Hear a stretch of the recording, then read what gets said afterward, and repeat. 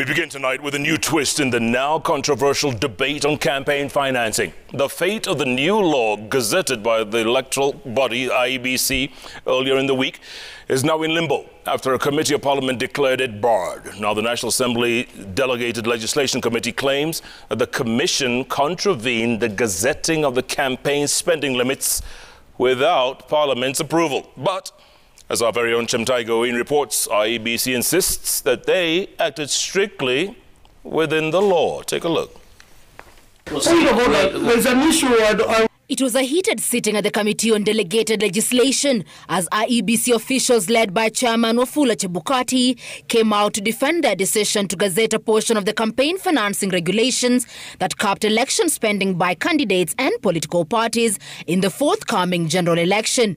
IEBC coming under fire from the committee members for what they said was bypassing the role of the August House in considering the regulations before publishing them in the Kenya Gazette. So you published before approval, yes or no?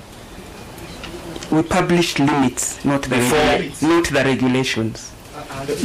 Which are parts of the regulations? The commission was under the view that we can proceed and gazette the limits as much as the regulations are waiting to be tabled before the House. Limits that were set were supposed to have been treated as regulations as given under Section 29, and they are definitely null and void. We can't allow an illegality and constitutional provisions to find their way into our legal system. The commission is accused of using Parliament as a scapegoat as members claimed IEBC had been sleeping on the job and failed to table the regulations within time and only tabled them on Thursday last week. The law prescribes that the campaign expenditure ceilings be in place 1 year to the general election, that is August 9th, on which day IEBC's Gazette notice was published. Parliament has become punching bag for even the faults of other institutions.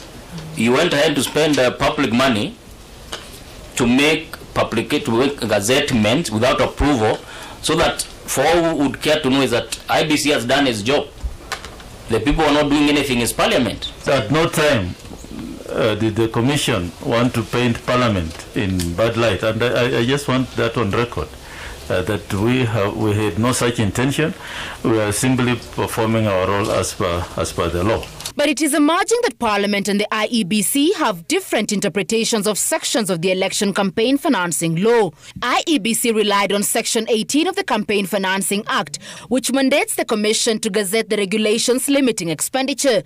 The section reads, and I quote, "The Commission shall at least 12 months before an election, by notice in the Gazette, prescribe the spending limits, including the total amount that a candidate, political party or referendum committee may spend during an expenditure period, including the limit for media coverage." End quote. Parliament, on the other hand, is sticking to Section 29 of the same law on provisions on delegated powers, which reads, and I quote, "The Commission may make regulations for the better performance of its functions under this Act, and such regulations shall be laid before the National Assembly for approval before they are published in the Gazette."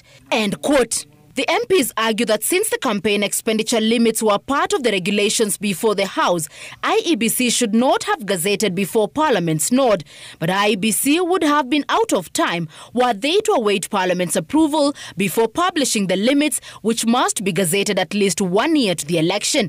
Chebukati maintains that they submitted amendments to the 2013 campaign financing law August last year to the Justice and Legal Affairs Committee. We've been following up this. It's unfortunate that up to now they have not been tabled before the House or acted upon. The public participation that was done in 2016, despite the regulations being the same, cannot be applied to these regulations. Should the spending limits and regulations to the Campaign Financing Act become law, all candidates, including the MPs, would be required to disclose their sources of their campaign money and even how much they spend.